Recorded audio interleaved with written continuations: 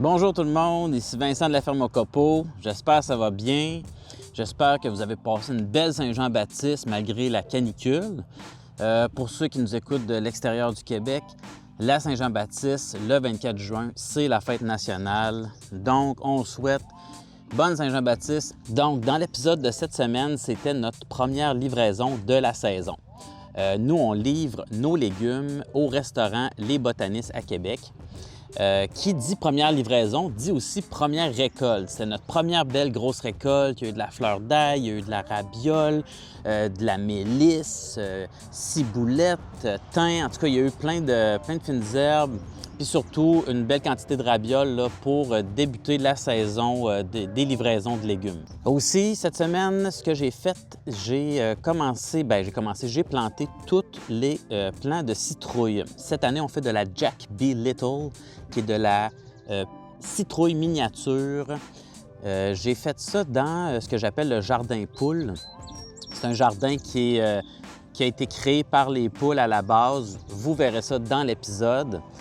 J'ai aussi fait les premières tailles des tomates, commencé à tailler les feuilles, enlever les gourmands, commencé à faire le cordage extérieur sur les piquettes de métal.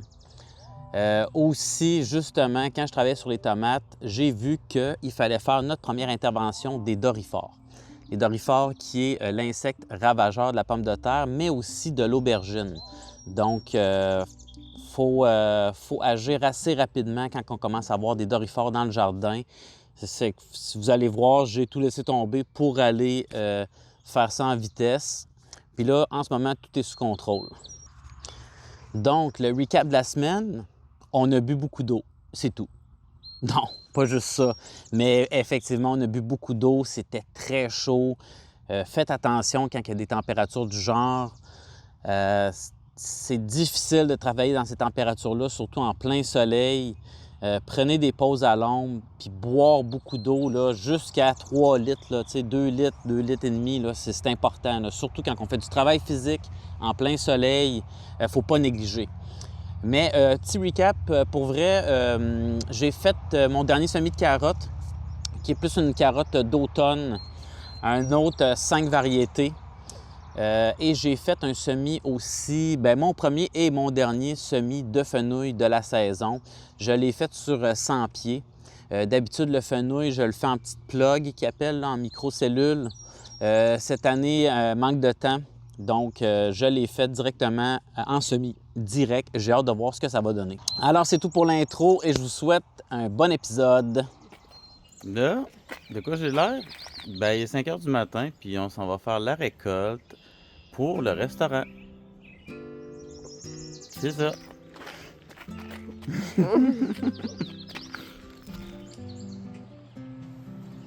Donc, on commence avec l'origan. L'origan frais est incroyable en ce moment-là. Oh, wow! Puis, il sent bon, il goûte bon. Beaucoup Dans ce d'origan. temps-ci de l'année, il est vraiment Oui. frais. Ça peut pas être plus frais que ça.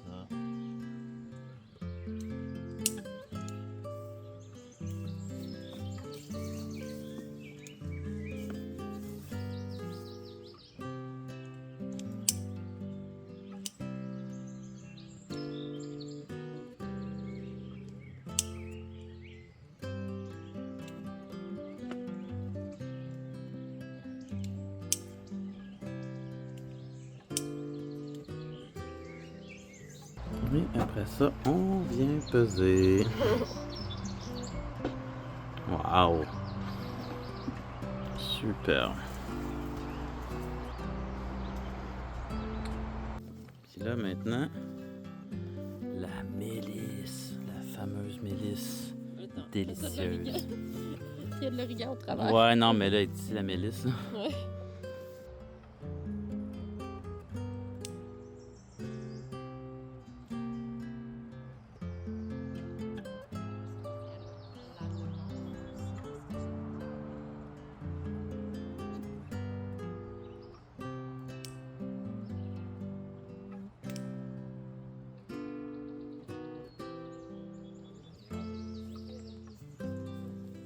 beaux pommiers.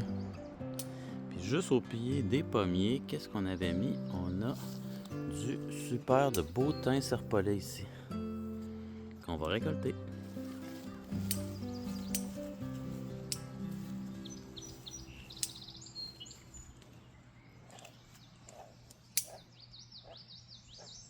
C'est des grenouilles, ça?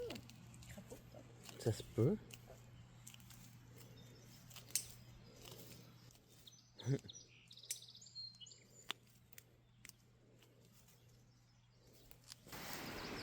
Un peu de ciboulette ici et de la sauge.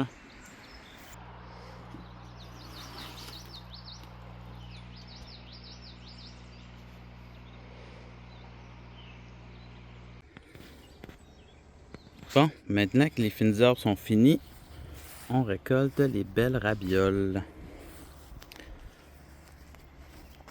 Là, on a enlevé le filet.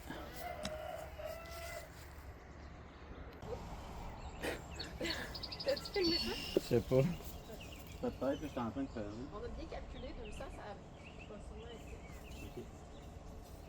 Parce que je pas fait au fort.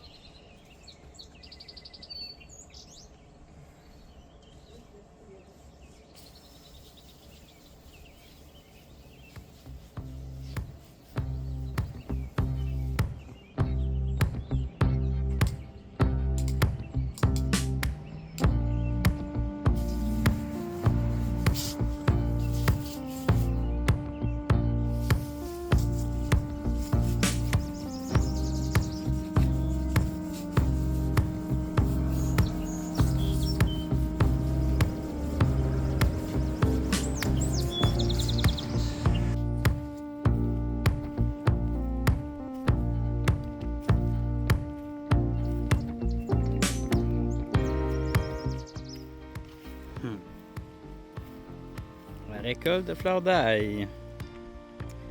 Puis tout ça, mais pas tout, mais une partie part au restaurant demain matin. Donc on se fait une petite récolte de fleurs d'ail. Puis demain matin, ça va être une grosse récolte de ravioles. Je vais juste vous montrer comment on la récolte. On vient mettre son pouce proche, on casse. Puis ça casse droite. Et on regarde de zoomer, on va faire le focus.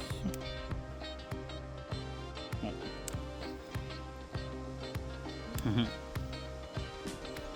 C'est vraiment une récolte, là. Ouais, vraiment.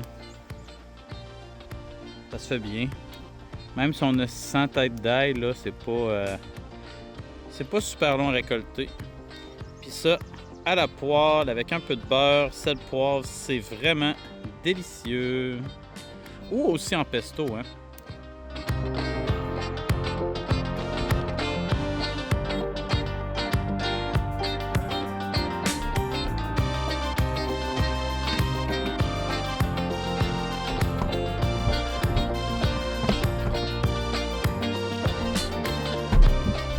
Bon, aujourd'hui, je vous amène un peu plus dans la cour arrière de la ferme pour vous positionner un peu. C'est ça, les jardins sont de ce côté-là avec la serre.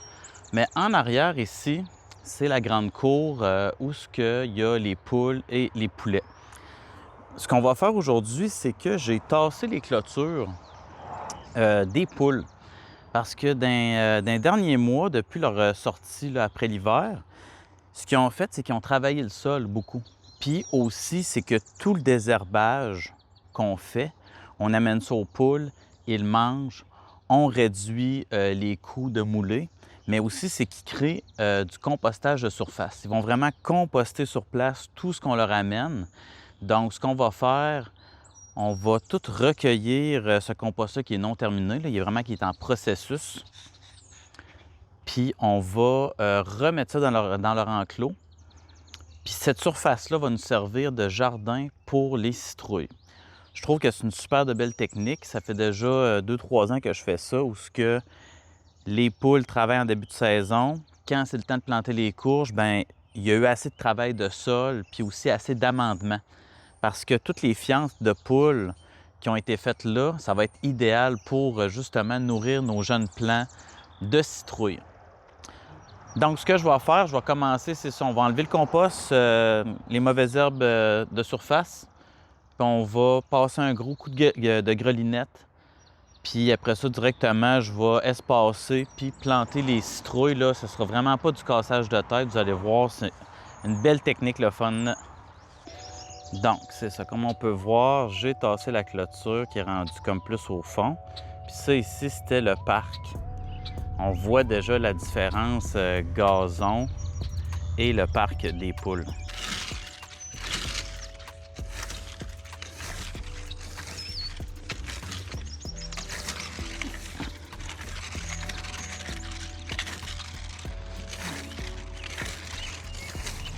Alors, tout le surplus que j'ai gratté, c'est ça qu'on va faire. On va venir tout ramasser ça, puis venir porter ça aux poules.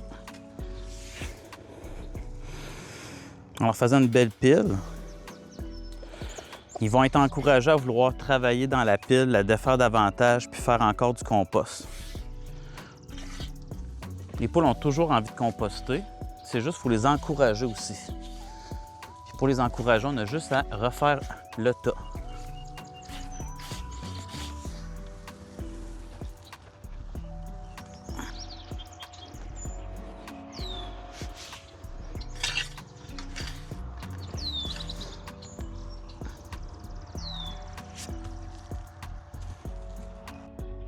Bon, je vais prendre le temps de vous montrer. Je ne sais pas si on va bien voir à la caméra à cause du soleil qu'on a là. Mais comment que le sol a changé. Regardez ça, c'est encore bon. Des racines de gazon, de chien-dent. Et quand on creuse un peu, c'est incroyable, c'est que du compost ou presque. Donc, ce qu'on va faire, c'est ça. Je vais installer la caméra, je vais faire un petit coup de grelinette à grandeur. Fait que je vais faire la grelinette partout ici pour encore plus ameublir le sol. Puis après, je vais prendre mes mesures, puis je vais directement planter dans le sol. Une fois que ça va être planté puis arrosé, là, je vais pouvoir mettre du paillis à grandeur.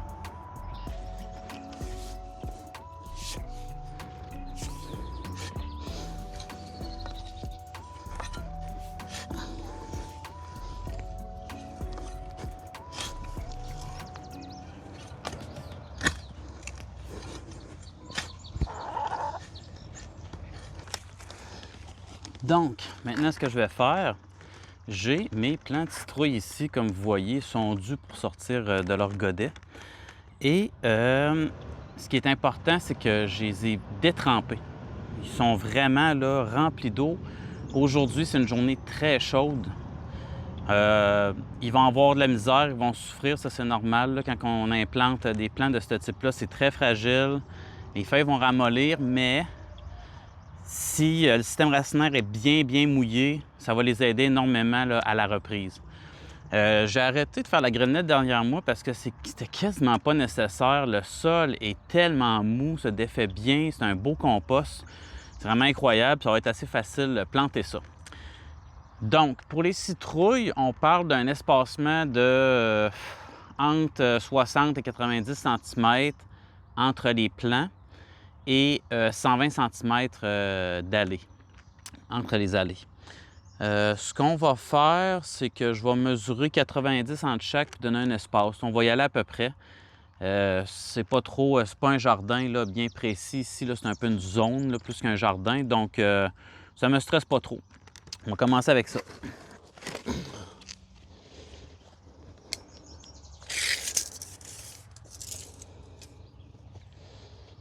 Ce que je vais faire, je vais prendre mes plants, tout simplement les déposer où ce que je pense les mettre. Après ça, prendre mes mesures. Donc, on va en avoir un autre ici. Comme ça. Ouais, je pense que ce que je vais faire, c'est ça, c'est que je vais les mettre vraiment à 90 partout, parce qu'on pourrait les coller jusqu'à 60 cm. Mais vu qu'il n'y aura pas tant d'allées, ça va être le tour, ça va être une belle grosse patch. Je vais les mettre, je pense, aux 90 un peu partout.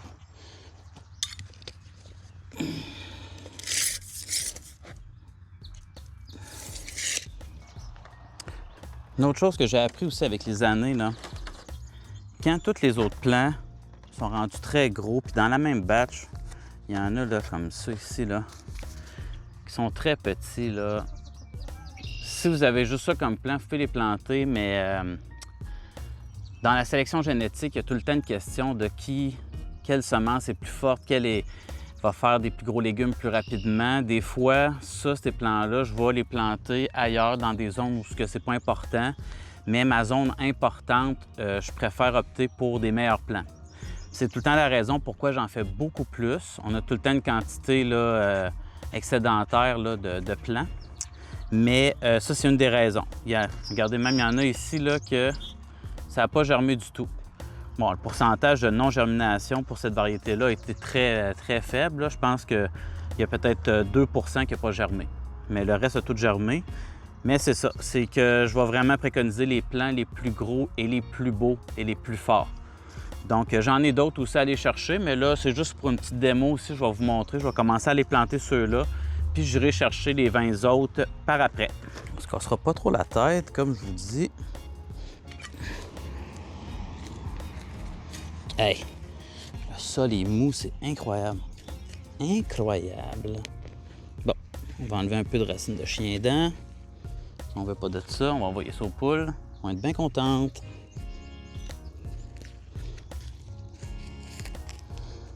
Racines de cucurbitacées, très sensibles, très fragiles, donc on fait attention quand on les sort des godets. Puis quand on les plante, comparativement aux tomates, il faut respecter le col de la plante, ce qui veut dire qu'on ne peut pas planter la tige dans le fond du sol. On le garde en surface. On va se faire un petit beigne de compost pour l'arrosage. Petit beigne de terre. Plus facile à arroser après ça pour pas que l'eau se sauve. Donc on veut bien arroser. Je vais amener la caméra plus proche, vous montrer ce que je fais. Donc exemple comme ici, je me suis positionné là. Regardez ça. Comment c'est mou. Pour du sable, du compost, c'est vraiment un beau sol. On enlève les racines de chien-dent. On vient creuser le trou, puis avec le godet, on peut venir voir là, la hauteur du col. Fait qu'on n'enlèvera pas trop comme ça. C'est parfait. On met les doigts comme ça. On revire. On pousse juste un petit peu. Système racinaire incroyable. Tout est parfait, tout est beau. Ça va être le temps de renflouer tout ça, renterrer. Mais c'est ça. Là, il faut faire attention de ne pas mettre de la terre sur le col. Puis, avec le compost qui reste autour, c'est ça, on fait un petit beigne comme ça pour l'arrosage. Et voilà. Ça ressemble à ça. Puis là, si jamais vient le moment que la clôture des poules est trop proche des plants, je vais juste déplacer la clôture. Ça ne me stresse pas pantoute ça non plus. On va s'adapter. Je pense qu'il est important, c'est de pouvoir cultiver toutes les zones qui sont en santé puis qui ont un sol d'exception. Donc ici, je vois ça vraiment comme une zone avec un sol d'exception.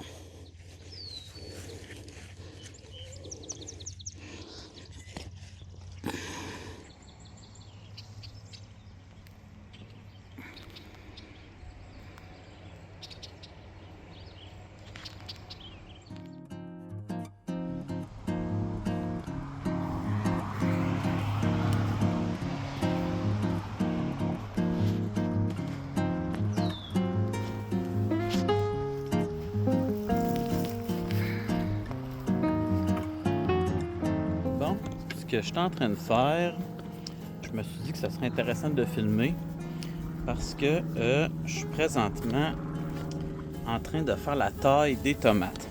La première petite taille. Je sais qu'il y a plusieurs personnes qui sont intimidées par la taille des tomates. Puis je vais vous montrer exactement comment je fais là, depuis des années. Je sais qu'il y a plusieurs méthodes de faire, il y a plusieurs écoles de pensée à ça. Mais moi, je vais vous montrer exactement ce que je fais.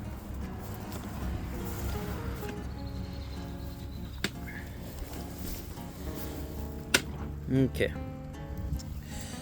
Alors, je sais pas si on va bien voir.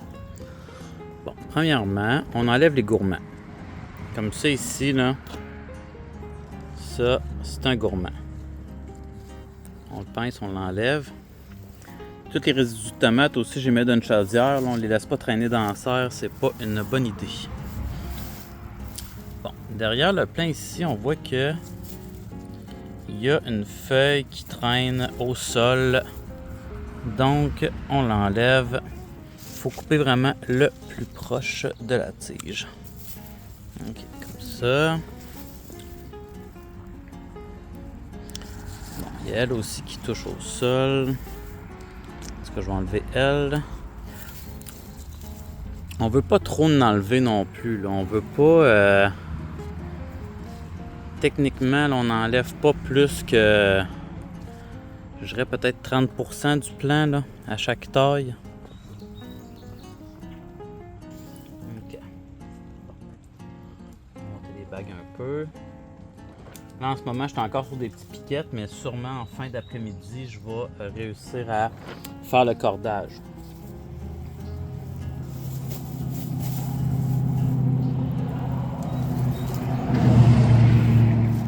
Comme ici, j'ai un bon exemple.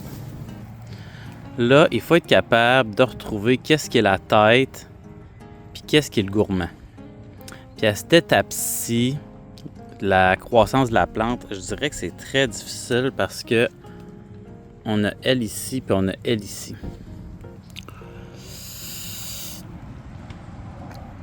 D'après moi, je crois que c'est lui le gourmand, mais je suis même pas certain. Parce que j'ai pas un setup assez gros pour garder deux têtes en ce moment. Mais je suis pas mal certain que c'est lui le gourmand. Ok, on enlève.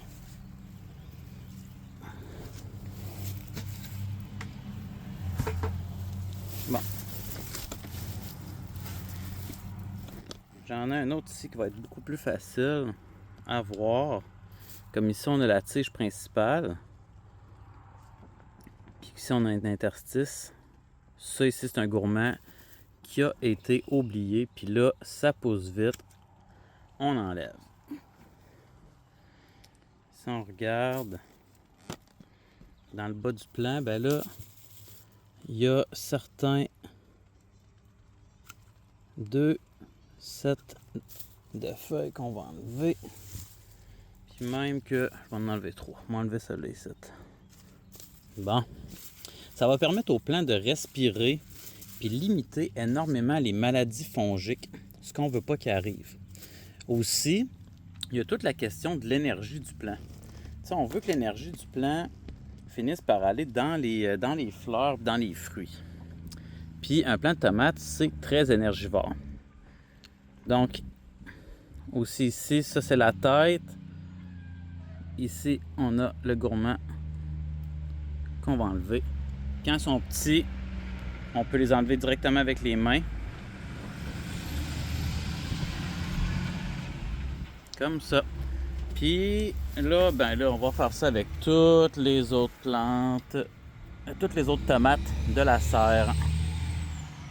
Cette semaine aussi, Marjo a fait un super désherbage avec la binette à tête oscillante sur les côtés ici des ravioles, mais aussi pour faire place aux autres tomates. Parce qu'on avait vraiment beaucoup de plants de tomates cette année. Vous voyez, il y a un autre rangée ici, une autre rangée là-bas. Puis là, ce matin, ce que je faisais, c'est ça. J'ai commencé à corder les tomates tout le long ici. Là, il y en a qui ne sont pas rendus encore à la hauteur de la corde. J'ai décidé de mettre la corde à 1 pied cette année. Parce que la première année, je l'avais mis comme à 3 pouces. Puis une semaine après, il a fallu que j'en refasse un autre. Fait que là, je me suis dit, la première corde va être directement à 1 pied. Je me donne aussi des aides-mémoires pour l'an prochain. Donc là, ça va jusqu'au bout là-bas. Là, l'idéal, c'est qu'il faudrait que je me fasse des piquettes. D'autres piquettes pour les tomates ici, mais là, c'est tout le temps une question de temps. Là. On va voir. Ça se peut que ces tomates-là poussent aussi au sol comme elle, ici, on est en train de voir, là, elle va se déposer au sol, faire des racines supplémentaires sur la tige. Puis ça va faire des tomates de champ un peu, même si c'est de l'indéterminé, là, il n'y a pas... On va s'arranger avec ça, on verra bien.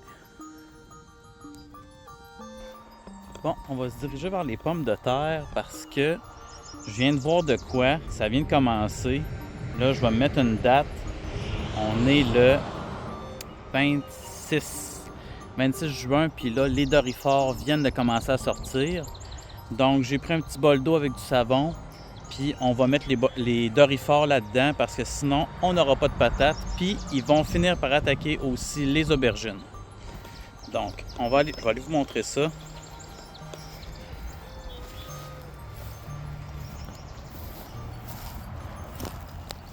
Ouais. Ouais. OK. Regardez ici, là. Ça, doryphore même déjà adulte. Donc, on prend le doryphore.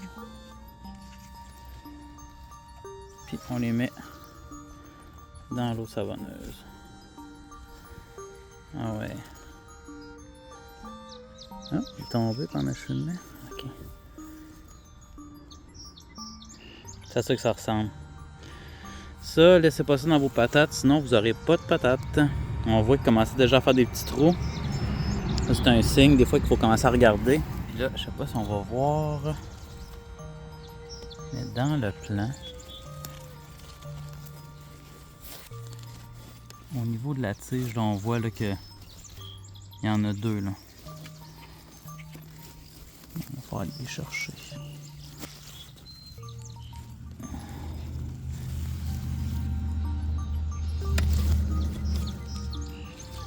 Bon, pour l'instant, ce plan-là, il a l'air pas si pire. Bon, ben... Moi, je pensais commencer à tout corder les tomates, travailler les tomates, mais là, il faut y aller tout le temps. La règle là, des opérations les plus importantes.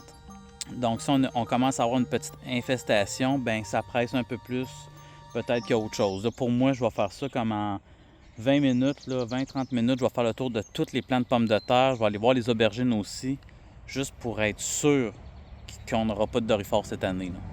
Alors, c'est tout pour l'épisode de cette semaine. J'espère que vous avez apprécié. La semaine prochaine, on va faire l'installation des crochets Tomahawk, les crochets pour les cordes dans la serre. Il va y avoir aussi une grosse récolte de foin qui va être faite à la faux.